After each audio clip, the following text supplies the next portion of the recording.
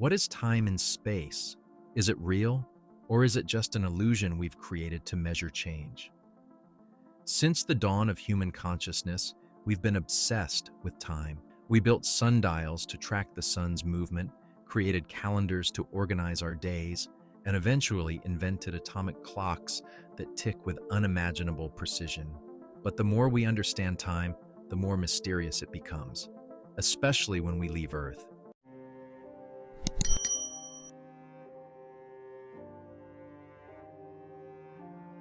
In space, time bends, it stretches, it warps, it flows differently depending on where you are, how fast you're moving, and what's around you. Time in space isn't the same as time on Earth. That's not science fiction, it's Einstein's reality. According to his theory of relativity, time is not a constant. It slows down near massive objects like black holes. It speeds up in low gravity. And if you could travel at the speed of light, time would stop completely. For you, imagine living a moment that never ends. Imagine returning to Earth to find that centuries have passed while you've aged just minutes. This isn't fantasy. It's been proven. Astronauts living aboard the International Space Station age slightly slower than people on Earth, by fractions of a second, yes, but real nonetheless. It's called time dilation, a direct consequence of motion and gravity.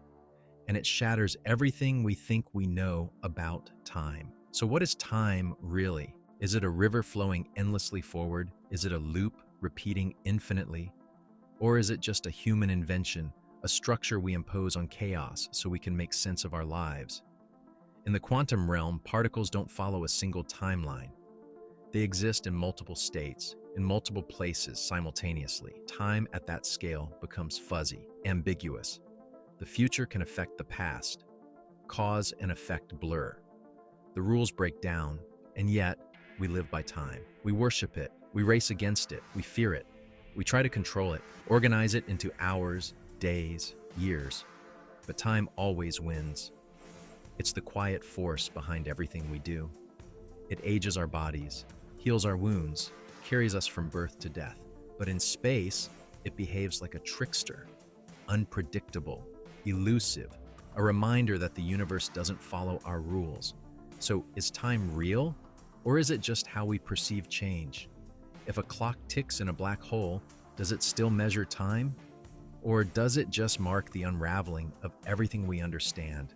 Now imagine you're floating in the vacuum of space, no sunrises, no seasons, no ticking clocks, just silence. Would you still feel time passing, or would you lose all sense of it, becoming timeless yourself? Perhaps time is not something we observe, but something we are. A pulse embedded in our consciousness. A rhythm written into the code of existence itself.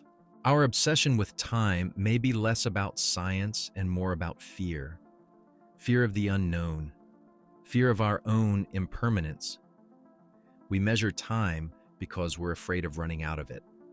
We try to understand time so we can defeat it, or at least outwit it. But what if the key isn't to master time, but to surrender to it, to flow with it, to accept its mystery, to stop fighting and start listening? Because in the end, time is not the enemy. It's the canvas, the backdrop on which all things unfold. Space gives us distance, time gives us meaning, and together they shape everything we are.